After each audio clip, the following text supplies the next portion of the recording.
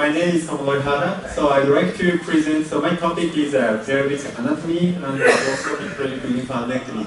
So I'm from Japan, but I'm now staying in Canada, Montreal. So I'm studying the surgical education here in McGill University.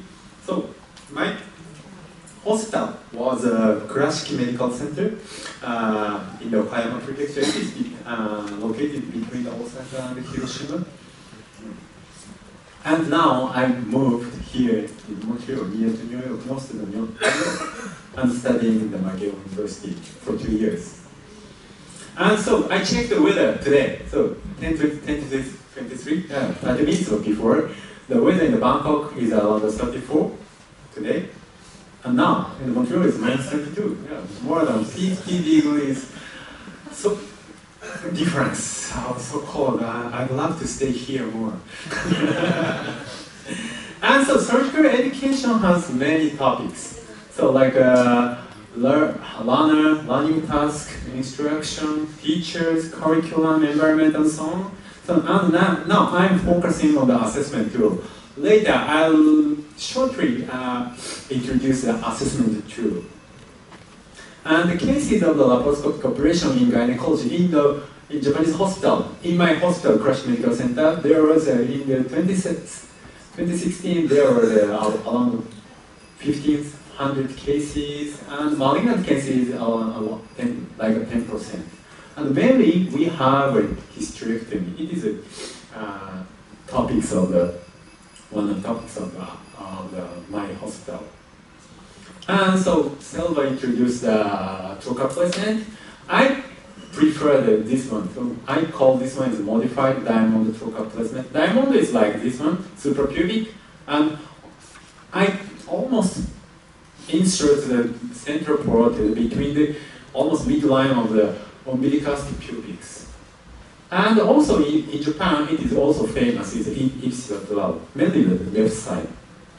So this is my trocar placement here, and the operator stands on the left side, and assistant stands on the right side. And the operator uses 2 forceps from the mid port and the left side port, and assistant hold the camera and the right side port. This is the movie of how I performed the operation in Japan. It was a movie in Japan. And so please look at this. So my elbow, when I perform the surgery, my elbow is almost all time go down, not go up the elbow because it is so hard. But only the suturing, I have to lift up the elbow like this. But without the suturing, I can drop down the elbow and my wrist is bent like this. Also, in this trocar placement, I can change to the assistant easily. So assistant change, use the right side on the mid port. Also, if the assistant don't want to do the operation, I have another assistant here like this. And these have the sticks like here. I move the camera by myself. It is also easy one. To perform the easy case, I can use this one. Today's topic is a pelvic anatomy for visual doctors. So, to know the anatomy of our operative area is absolutely imperative. Also, we should know surrounding area for safety operation. So maybe today, Anfang will talk about the lateral side, also the Danny will talk about the nerves. It is very important. We might touch the nerves, mainly. So also, I don't want to do that. But, so in this picture, we need this apple. But there is a big vessel or something dangerous area here. But also we should know around here. Also, there is something like fox or like dogs or birds or something that is a dangerous one. So we should know surrounding area. So now, so when I see the books like glaze anatomy, so we can see like this part of the picture, this kind of the picture, we can understand how the vessel, artery runs, vessel runs, vein runs, and the nerves runs. First, but before that, we have to know the bones. First is its landmark of the pelvic. One is the axial spine. And the ligament. Sacrospinous ligament attached to the axial spine. And sacrotuberous ligament is here. And these two ligaments makes the two big holes. One is a greater sciatic foramen and the other one is a lesser sciatic foramen. So sacrospinous ligament, sacrotuberous ligament makes two holes. It is important. And next is a muscle. The lateral side is the obturator internus. The obturator internus is one kind of the anatomical landmark for the paravesical space. And this is coccygeus. Coccygeus is not so important. But the piriformis. Piriformis is a landmark for the pararectal space. And piriformis divides the greater sciatic foramen. It is so important. Also, there is a levator anigroups. You don't have to understand each name like iliococcygeus, pulvococcygeus, pulvorectalis. But this is, around here, is a levator anigroups. And levator anigroups makes the line. We say the arcus tendinous or tendinous arch of the levator ani, this line. So obturator muscle and levator anigroups makes the line white line. It is arcus tendinous, and arcus tendinous runs from the axial spine to the pelvis. So if we find this white line, we can understand where the axial spine is. It is so important, I think. So this is summarized of greater sciatic foramen and lesser sciatic foramen. And many vessels like superior uteral artery, vein and nerve goes into the suprapiriform foramen, and the other main vessels and sciatic nerves goes into the infrapiriform foramen. Also, I recommend you to watch this side, interactive atlas of the female pelvis. This is made by I don't know him, but this doctor. I will show you that. So this is a movie, summarized movie. So this we can see the lesser sciatic foramen and greater sciatic foramen, and also piriformis, coccygeus, and obturator internus.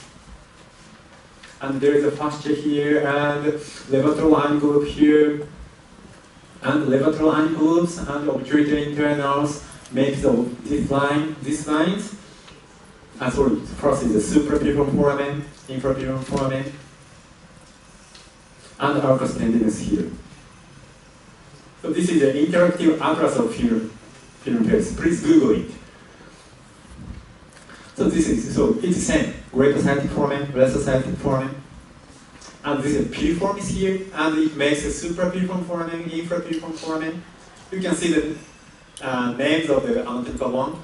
So spine and the nerves is above of the piriformis. And this is obturator internus, coccygeus, and levator anigroups. It makes arcus tendinous. This is the axial spine here. And the artery and veins. Please look at it. One more time. So when we see this kind of the anatomical textbook, we can understand how the vessel runs. But actually, when we perform the operation or cadaver, we cannot see like this. It is the point. Because this is a Japanese traditional wear. So she wears 12 clothes. It's same. So in the pelvic bottom, there is a layer by layer. So it is everything cut with the layer, but we have to know the layer. So when we cut this layer, we can find this one, and the next layer we can find this one. Like that, we have to know the anatomy. But in this textbook, they are not written like that. So that's the point. So first, when we perform the lymph node dissection, we should know the two main space. It's pararectal space and paravesical space. Pararectal, this is the left side of the patient. Pararectal space was made from the internal iliac artery and internal iliac artery and the ureter. And paravesical space was made in external iliac artery. This is right side. External and the internal end of the internal iliac artery. This is a obliterated umbilical artery. It sends the internal iliac artery. So first we have to make the space, and space makes a layer. So now, I will show you the video of how to make the space. This is a paravesical space one. Everything is the right side. This video, the paravesical space. This is a external iliac artery and internal iliac artery. And pararectal space, we say that last cause pararectal space was made with the internal iliac artery and the ureter.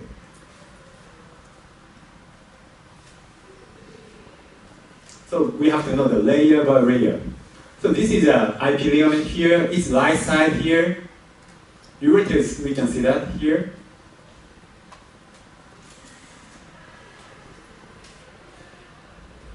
And so was measured here, and external iliac here. So we can see this pelvic side wall triangle, round ligament, IP ligament, and external iliac artery and veins. We can see this triangle, and this is a obliterated umbilical artery here. This is internal and external, so we can find the paravesical space. First, I cut the pelvic side wall triangle.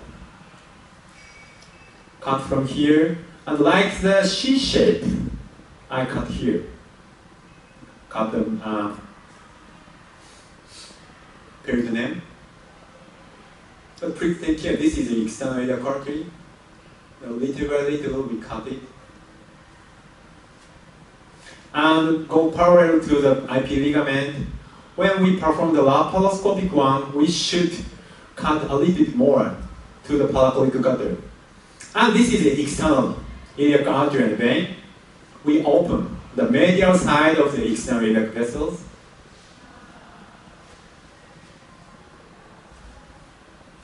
And this yellow tissue is a lymph node, kind of a lymph node. First, for developing the paravesical space.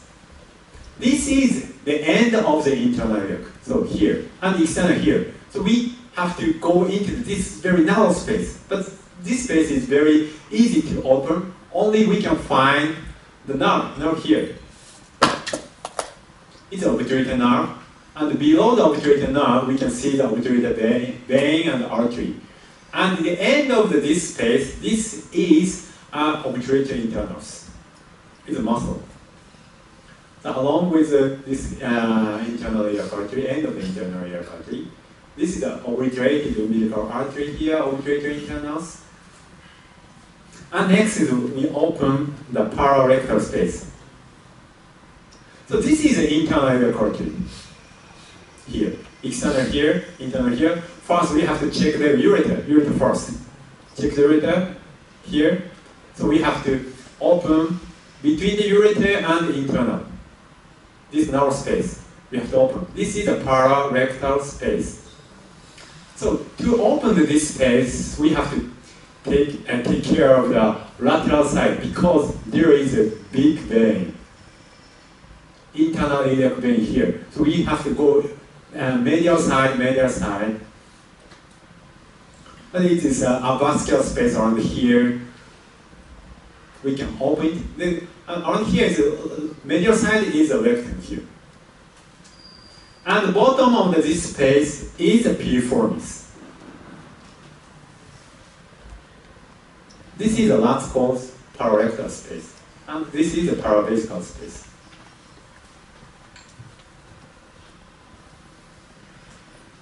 And to perform the lymph node dissection, we lift up the umbilical ligament like using a straight needle. So by using this technique, so we can open the paravesical space widely. So this is a last image to make the field. After that, we start the pelvic lymph node dissection. This is a right side, external iliac artery here. We first cut also this is a layer here. Between the psoas muscle and the external iliac arteries, there is two layers. First is here and the second is around here. We can see the 2 layers. And cut the layers here and divide the vessels and lymph tissue from the psoas muscle. And here is very difficult. This fatty tissue is some kind of not lymph node tissue. This is only the fatty tissue. So we divide this fatty tissue.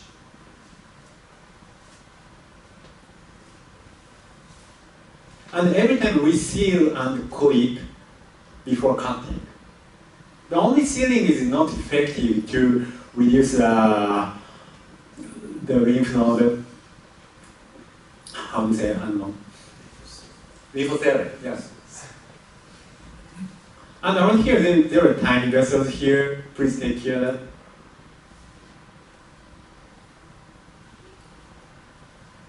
This white one is a bone. This is bone here, and this is obturator internus.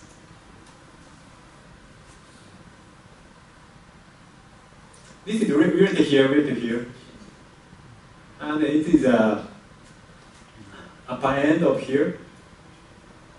But this is actually this case is endometriosis cancer case, but not so risky one. We only perform the pelvic lymph node dissection, and this is a Dr. Ando style to use scissors to perform the lymph node dissection. When we see first like this, it is dangerous. Looks dangerous because it is scissors, but also cautery knife is also dangerous. We can easily perforate the vessels. So both is dangerous. Scissor is dangerous, cautery knife is dangerous. So we have to take care of not to damage the vessels. But I prefer to use the scissors, cold knife. And also we cut the chest around the vessels and divide the artery and vein.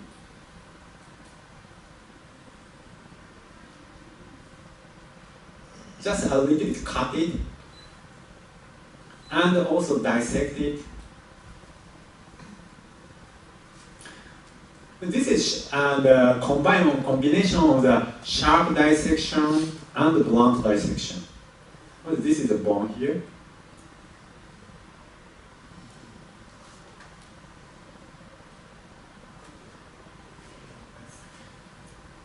It might be the lymph vessel here, so we clip it and cut it.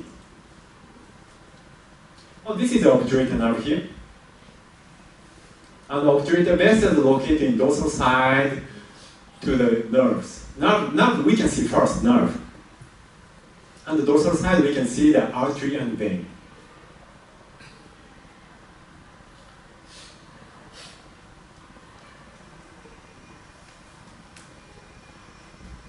So the dorsal side of the nerves, there are tiny vessels here. We have to take care. If there is a small bleeding, we use a bipolar.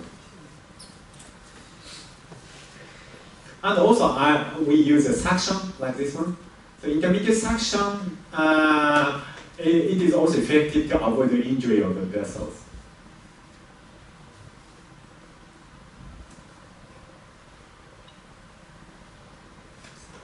And lateral side of the external and iliac, internal iliac side of the obturator nerve. So it is a little bit upper area. This is the obturator nerve here. And below it, we can see this is lumbosacral trunk. This move goes into the sciatic nerve. And next is last pose, going to the last pose pararectal space. This is sacrum here.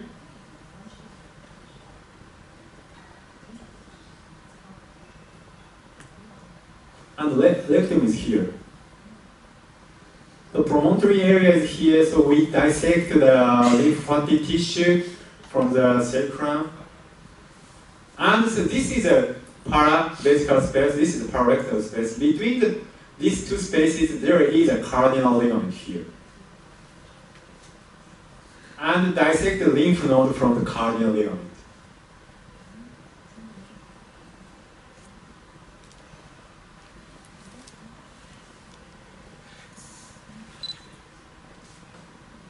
So after modified vertical hysterectomy, this is the rectum here after hysterectomy. So this is the final view of this operation. So everyone thinks laparoscopic surgery is very, very difficult. But so I think that to perform the laparoscopic surgery, it is kind of to use the chopsticks first. And so for everyone, it was hard, and we can accustom to do that. So this is the theory of the learning curve. We have to start from here, and the first trials out here is slow beginning, and we have we feel so stressed on here. So now I'm thinking about how to decrease this area, or how to go into the further to here. So we make impossible possible. So we can make impossible to the possible. So like this one, the riding a bicycle, swimming, skiing. So everything first is very difficult, but we can overcome it. So I'm thinking that how to cultivate the experts of laparoscopic surgery. So we need a program, education, training, feedback, and assessment, also motivation. Now I'm thinking like that. So there are steps to become an expert. So first case is like a audience's case is for the easy one, like a torsion, easy one. And after that is a myomectomy. So I don't want to do that like that, but if patient wants to do that, I have to do that. Also deep infiltrating endometriosis cases is so hard, but we have to preserve the fertility case like this, we have to do that. And for gynecologists, I think the laparoscopic suturing technique is essential. Also good for training. So this is the dry box. This is my one, and this is my colleagues in Japan. So everyone trains by their training style. So training is very important. And last is so I'm now researching of the surgical education for 2 years.